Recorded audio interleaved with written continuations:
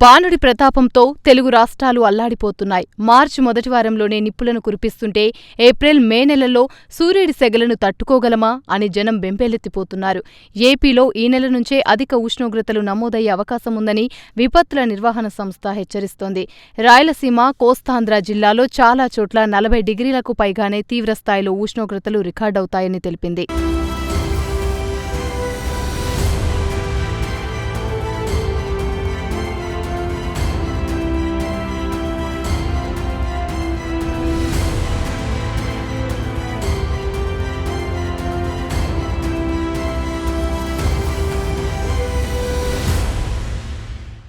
April, మే నెలల్లో ఈ ఉష్ణోగ్రతలు మరింత తీవ్రతరమవుతాయని, వేడిగాలుల కారణంగా ప్రజలు వడదెబ్బ బారిన పడే ప్రమాదముందని హెచ్చరిస్తోంది. అంతా అప్రమత్తంగా ఉండాలని సూచించింది. వడగాల్పులు తీవ్ర ప్రభావం ఉన్న ప్రాంతాల్లో సెల్ఫోన్లకు హెచ్చరికల సందేశాలు పంపాలని నిర్ణయించింది వాతావరణ శాఖ.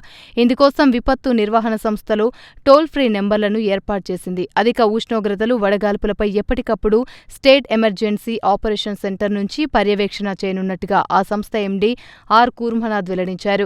కర్నూలు, అనంతపురం, సత్యసాయి, కడప జిల్లాలో తీవ్రంగా, అల్లూరి, కోనసీమ, విశాఖ, ప్రకాశం, నెల్లూరు, విజయనగరం జిల్లాలో కొన్ని ప్రాంతాల్లో అధిక ఉష్ణోగ్రతలు నమోదయ్యే అవకాశముందని తెలిపారు. ఇక గత ఏడాదిలోనూ అధికంగా 48.6 డిగ్రీల మేర ఉష్ణోగ్రతలు నమోదైనట్టు గుర్తు చేశారు.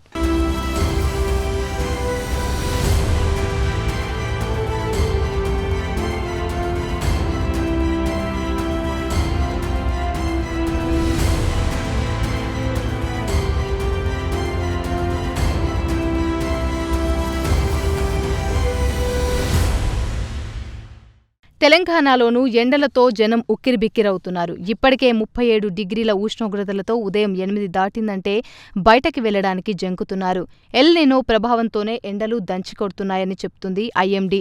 ఇప్పుడే ఎండలు ఇలా ఉంటే రాబోయే రోజుల్లో బాణుడి ప్రతాపాన్ని తట్టుకోవడం కష్టమని, వేడిగాలులు, ఉక్కపోతతో పట్టపగలే చుక్కలు చూసే పరిస్థితి ఉంటుందని వార్నింగ్ ఇస్తోంది.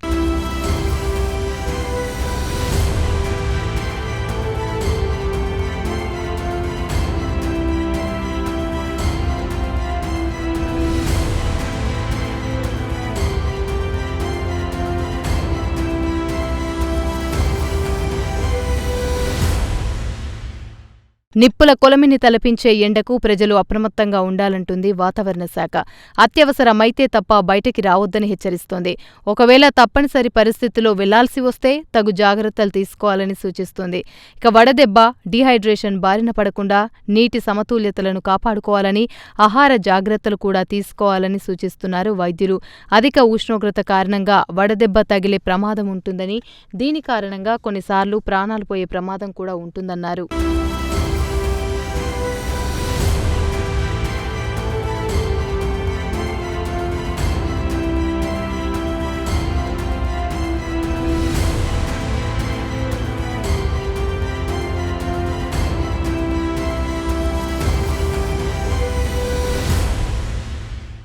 సాధారణంగా మానవ శరీర ఉష్ణోగ్రత 98.4 డిగ్రీల ఫారెన్హీట్ ఉంటుంది. అంతకంటే ఎక్కువ అయితే జ్వరం బారిన పడతాం. అయితే ఈ ఉష్ణోగ్రతలు 104 నుండి 106 డిగ్రీల ఫారెన్హీట్ పెరిగితే అది వడదెబ్బేనని చెప్తున్నారు వైద్యులు.